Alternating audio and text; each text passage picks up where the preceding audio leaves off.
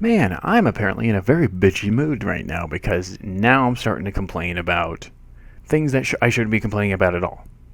Like the guns in the game for Battlefield 5. Hello, everybody. Welcome to XFPS. This is, here. We're going to talk more about Battlefield and their guns. And I mean, this is just a fun thing, and it's not really complaining. It's just a fun thing I think the game should do, or there should be a game mode for. And that is restricting the weapon selection to the faction of that weapon. I can't talk. Restricting the weapon selection to the faction of the people who bought those guns or made those guns. Because that'd be cool. That's how I play the game, actually.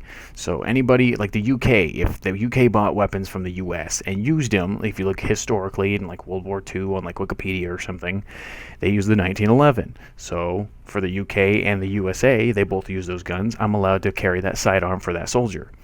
If the MP40 is out, only German medics can have them because the Germans are the ones that designed and made the MP40, and the only other time anybody else would have ever had them is if they stole them from the other side in the middle of the war.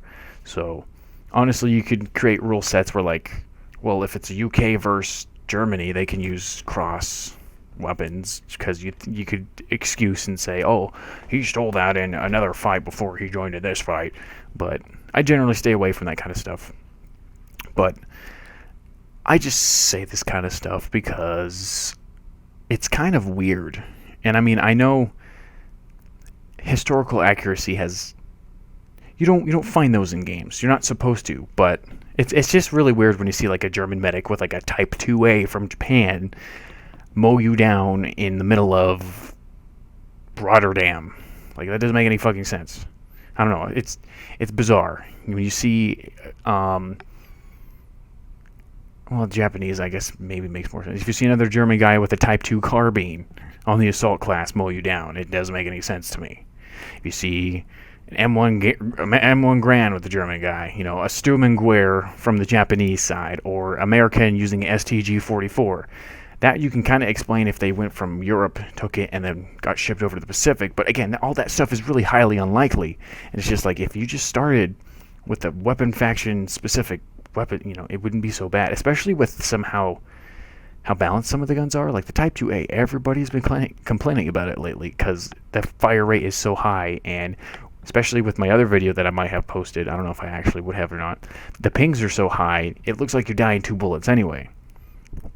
So with some of these high rate of fire weapons were being restricted only to the maps that like the Japanese would be on, it would alleviate some of the pain. It would make it feel like more like a realistic battle. At the very least, don't incorporate it into the main game mode. I would honestly just call this like a side mode, like true World War II mode or something, because it just sounds cool. You only get killed by the weapons the faction is supposed to have. You're like, oh wow, it feels like I'm actually in World War II, and I just got killed by a German with a what do you call it, a Stahlmglar semi-automatic sniper rifle that they made back in the 20s that they're using in World War II now. All that kind of stuff. It helps you learn about the history of these weapons. You can kind of learn based on the names alone, but it'd be just really a lot cooler, a lot more fun that way. Back to going to examples, like imagine a Japanese guy with a Panzerfaust.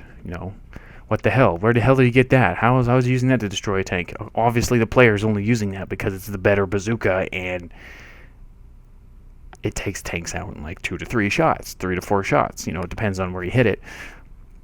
So I can get the freedom of choosing whatever you want, but it's just like, it's really weird when I walk on D flag on what map is it? Not Solomon Islands, not Wake Island, Pacific Storm.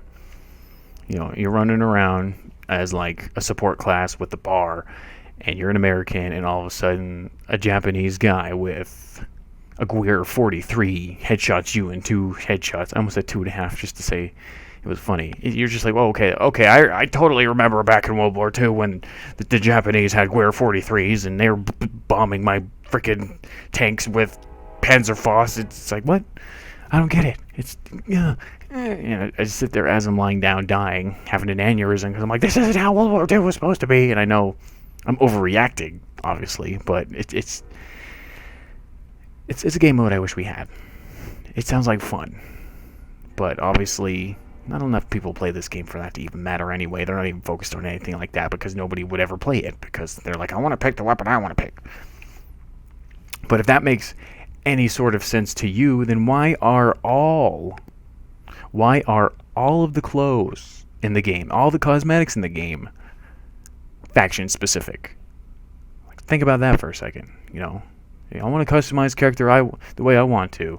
I want to have that American trooper hat on my German guy. It might look cooler on him, or I might want to have that German cool long coat on my Japanese guy. Who the hell knows? Obviously, there are some cross cosmetics. Most of them are paid cosmetics, which is kind of annoying, but most of the cosmetics are locked off to the faction you buy them for, which is another point of annoying, especially if you want creative freedom on your soldiers. So, like, what the hell? The only thing that doesn't make sense about that are elites, and I know since you pay a lot of money for elite, you pay an elite price for an elite, they let you use them on at least the same faction, like Allies versus Axis. So it's like you can still have that Scottish guy, storming the Pacific Beach. It's like, that doesn't make any sense, and it's really weird looking, but at least they give you that freedom to. How come you can't have the British clothes on the Americans? I don't know. It's equality. Again, useless stuff to complain about because cosmetics are cosmetics, and weapon selection is, I guess, crucial to keeping perfect and total balance in the game. But it's like, when I play the Pacific maps, I expect to be killed by weapons used by those teams. At the very least. I don't know. Useless video. I'll probably post it just to put content on this channel. Something to think about. Let me hear your comments down below if you enjoyed this video, or your opinion on this kind of stuff. At this point, you'd be like, oh, might as well put in tigers on the beaches of Normandy. I mean, I always get those confused. Might as well put tigers on, Wake Island. Why not? Balance. I don't know. I'm done rambling. This is Xeno on FPS. XFPS. Oh my gosh. And I'll see you next time. Wait, where's my gun? Alright, I always got to shoot the camera out. Look, I got a different gun this time. It's not a 1911. I couldn't find it, so I'm using this